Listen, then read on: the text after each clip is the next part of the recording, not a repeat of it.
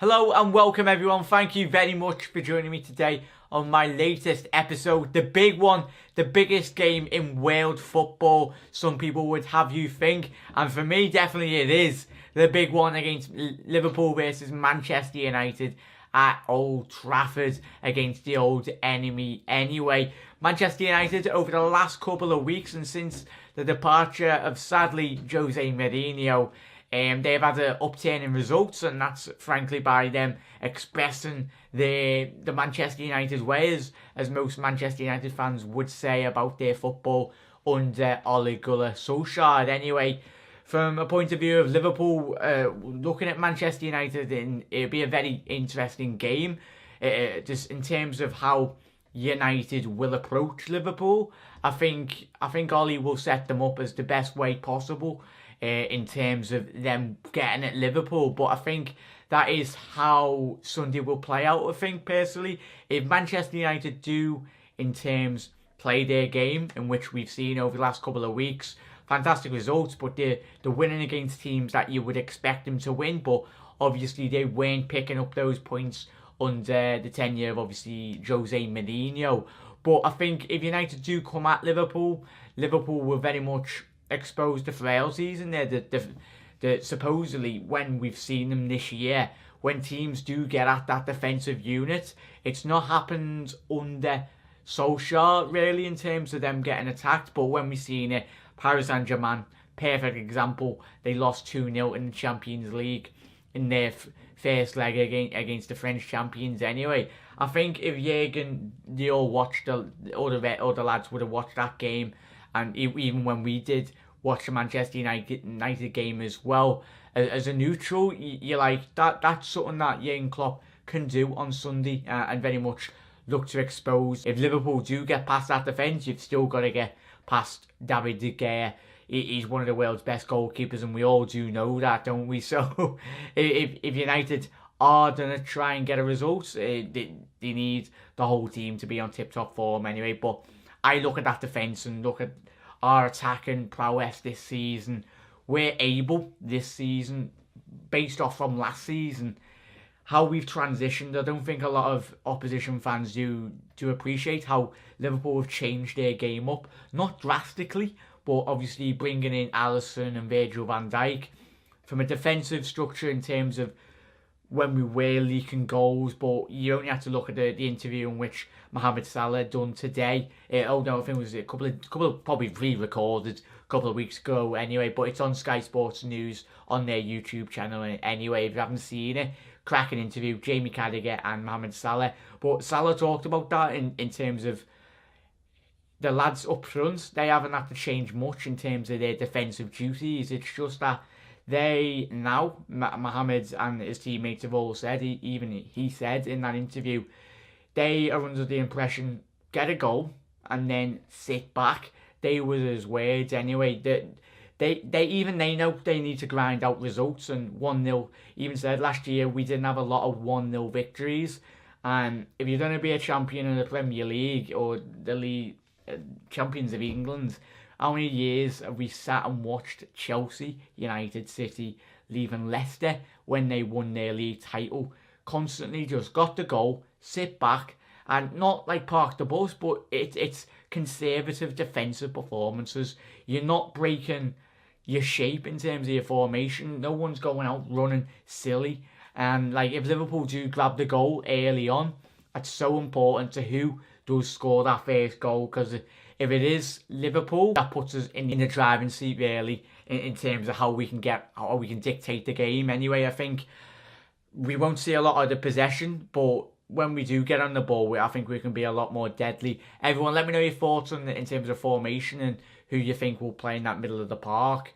I think we do play our best football when Fabinho is playing in that central defensive midfield role, and then obviously you've either got Gini Wijnaldum alongside him, and then obviously you got Shaqiri. That's your more attacking option if you played him in and around the forward three. That would be the midfield I would go with. Obviously, Gini Wijnaldum, Fabinho and Shaqiri. But I think, let me know your thoughts on that. It's very interesting, and obviously the forward three lads anyway. And the defensive back line of obviously Trent, who struggled up against Martial last season. didn't we? He's a very good player, Martial and Rashford. They are two players we need to keep an eye out on their day, and if they're up for it, you can damage any defence in Europe. But I think having Virgil van Dijk back, it will be a huge plus anyway. But Trent has got to be on. He's got to be on his thinking cap anyway. He's got to be alert to every attack in which Manchester United do, because I think they will look to expose Trent's defensive weaknesses. There's not a lot of them, but he's still a young lad learning, and that's what they did. I think it was last year. That's something that we need to keep an eye out on, alongside Rashford as well. And then you got Jesse Lingard doing his little dance and all that. Oh, I absolutely hate that. I don't really like Jesse Lingard anyway. He's a great footballer, but you wouldn't think he was 28, 27 years old dancing like that. I tell you what, if Roy Keane was in that dressing room and some of the old Manchester United heads, those lads that you see, Pogba and all that, I suppose it's today's modern day era of football. Yeah, I don't like our Liverpool players doing it, even if they are doing it, but there's not many that do. But if they were doing the exact same thing, I would be saying the exact same thing to about Rashford and Martial and all that. They wouldn't last 2 seconds in that changing room. The current Manchester United team against the old team, the old guards anyway, they'd absolutely put the head through the door. But yeah, everyone, let me know your thoughts, your score predictions anyway. It'll be a very good, a fantastic game anyway. I can't wait for it. If I had to pick a scoreline, I'd go for a 3-1 victory for Liverpool. You might be sitting there like going, what? Like fell off your seat and all that. But for me, I think we can really get at Manchester United.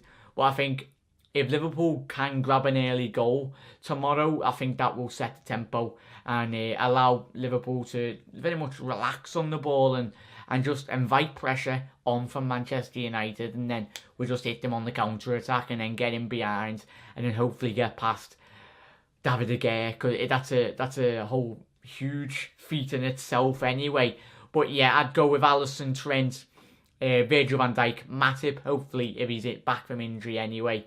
And then I'd go with obviously Robbo, Fabinho, Gino Wijnaldum and Shaqiri. If not Shaqiri, from a more balanced formation, I'd go with a Milner instead of Shaqiri anyway. Let me know your thoughts on that. And then the forward three speak for themselves anyway. Hopefully Bobby Firmino's come back from that little illness in which he had. You're seeing it did really affect him against Bayern Munich. Didn't really look himself. I'll have a read off of the Manchester United's last couple of fixtures anyway. They won against Chelsea, didn't they? But they've only lost in about absolute ages. How many is that? 1, 2, 3, 4, 5, 6, 7, 8, 9, 10, 11, 12, 13. They've only lost one game in 13 games, which is absolutely mental. That's how important Ole Gunnar Solskjaer has. He's improved Manchester United vastly anyway, but it's Manchester United versus Liverpool, and I cannot wait for this game. It's always the biggest game in world football, and I think it will always be the biggest game in England anyway. Both teams have got a huge history, a wonderful history of European Cups, Premier League, English football titles anyway. So Man City, Chelsea, Arsenal, Tottenham, they've got a very long way to go to catch up to Liverpool, Manchester United's level. These two teams will be the two big teams still, I think, even in 20 years. Though no other team would have eclipsed what both of these two huge teams have been able to achieve anyway. But everyone, thank you very much for getting involved anyway. Make sure you do get involved in the comment section below. Hope you enjoyed today's episode. The big kickoff. I cannot wait. I'm excited to see how Liverpool's midfield come up against Paul Pogba as well. He's been in absolutely amazing form as of late. It's amazing when you get a manager that allows you just to play your game. Paul Pogba he's been playing fantastic. I'd love him in Liverpool's midfield anyway.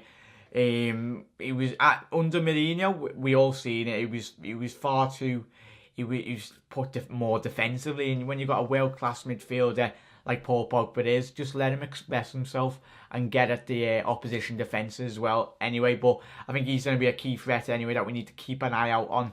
If we could keep him quiet, get him frustrated, get Gino Ronaldo and Fabinho in and around him in the mix, that would be quality. I think if we can cut off the service to Paul Pogba, hopefully tomorrow, that would play a huge part in the victory, hopefully at Old Trafford. But I'm going with a 3-1. Let me know your thoughts. If you're new around here, make sure you do get involved. Make sure you do hit that subscribe button, and make sure you do get involved in the post-match show after tomorrow's game anyway. That'll be up around about 8 o'clock anyway.